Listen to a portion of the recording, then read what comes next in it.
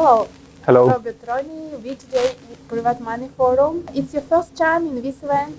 No, I have already spoken at this event last year. So this is my fourth event in Russia. Yeah. You every year come in Russia to have a speech in this event? Yes, so I started 1 year ago at the previous forum. And then I also had two additional seminars this year here in Moscow. And then now I'm here for the fourth time.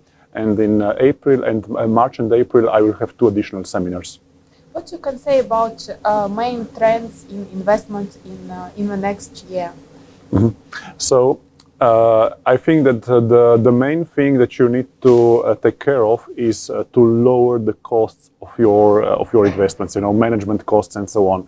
So all the vehicles, all the financial products that have very high costs should go out of your portfolio, and you should invest in low-cost vehicles like index funds. And you for risk investments or for more stability investment? What's your position in investment? So when you are starting out and when you are building your portfolio, first you need to take care of some kind of stability and like global index funds and stuff like this. So first you need to build a very solid foundation with this, more conservative. But then when you earn more money, you can put maybe 10 to 20% into more aggressive vehicles, and I'm using in my system, I have a couple of more aggressive options, for short-term returns. But of course, this comes with additional risk. So this is only after you have already built some kind of foundation and you have some extra money and so on. Then you can also invest in more risky options. And you invest in Russian market, or you only invest in United States market? So my portfolio of index funds covers basically the whole world, because I invest in a global index funds. I also invest in specific industry index funds and also some regional index funds. So in the global index fund that I invest in, there are also a couple of Russian companies. Nice. And so it's not a big percentage, but it is. Nice. And what company you invest in Russia? What company? What do you mean? What companies you invest in Russia? I really don't know, because there are hundreds and hundreds of companies included in a global index fund, and I haven't gone through every one of them. But these are the biggest companies in the world. Okay. Yeah. And what's the better company, for example, IT company or industry company to invest? So which kind of sectors or industries are good? So when I build my portfolio, and this is the same strategy I use also to help my clients, and I teach them about, I call it satellite strategy. So first you need to build your portfolio around the global index fund. So approximately half of your money should go into a global index fund, and then you can put some satellites around that. Okay. And for the satellites, for these additional index funds, you can use, if you are younger, more aggressive one, then you can also use some kind of technology companies or biotechnology companies and so on that are more aggressive, and you can expect better long-term returns. But of course, they are a bit more risky.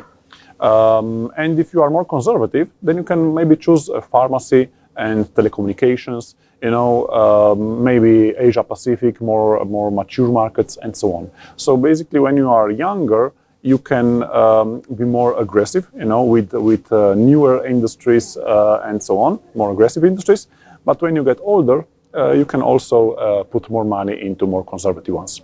Yeah, it's strategy in world when you're more younger, you can risk in your... Yeah, because you have longer time horizon in front of you, because technology can fall more in a case of, let's say, some kind of crisis.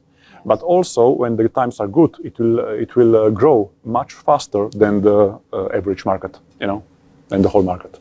And what's the main industry you now invest? So I have my portfolio of index funds is, I have a global index fund, I have technology index fund, I have biotechnology index fund, I have emerging markets, and a couple of others. But these are the main. This is the main part of my portfolio.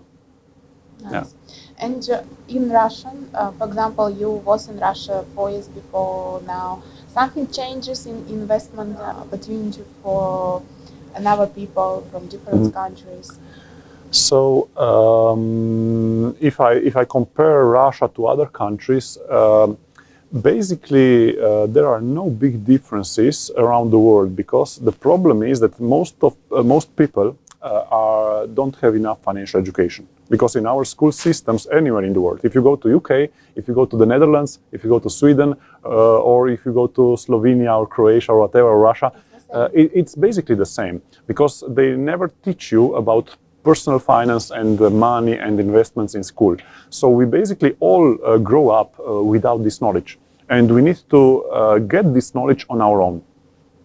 And do you think that it will be good to start it becoming program in school about investment, about money, about saving money? This would be great, but unfortunately our school system is so rigid that basically you need, as a parent, when you are a parent, you need to take care of this kind of education at home, because the school system, I don't expect that they will start to do it, more actively.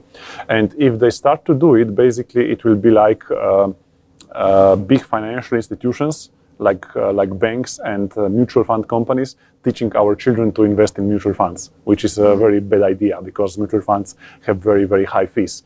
So this will need to be parents' responsibility to teach their children about money and so on. And what books or films or studying you can recommend for investments, for studying children, for example? Yeah. So of course, there is my book. I highly recommend it, of course, The $1 Million Decision. Yeah.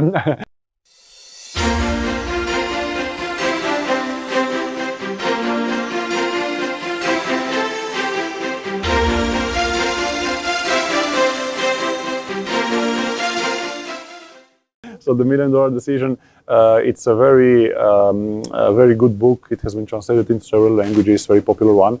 And I try to explain things in a very, very simple terms. Okay. Also, I have a 8-year-old son and 6-year-old son, and the 8-year-old son already reads the book from time to time. So and he understands, and then he asks me, about other some things, and I explain a bit more and so on. So yeah, this is a good starting point. And then, if you want to learn about personal finance, of course, Rich Dad Poor Dad by Robert Kiyosaki. This is one of the classics. So of course, Rich Dad Poor Dad is a must read. And then there are a lot of other books in the investing space, but the problem is that most of them are very complicated. So I have read more than 300 books about investing and money and so on, but it's very hard to find a book that really tells it in a simple way. So I would start with Robert Kiyosaki and my book, and then if you want more, technical stuff, more details and so on, you can move to, for example, one good author is John C. Bogle. So he is the founder of Vanguard. This is the first index fund company in the world. So Bogle is one good choice. And basically that would be a good start. Nice. Yeah. I think the good education when even child can understand what's written in this book, because when you start it, it's quite complicated to understand the indexes. And your children also have financial educational now? So they are going to private school.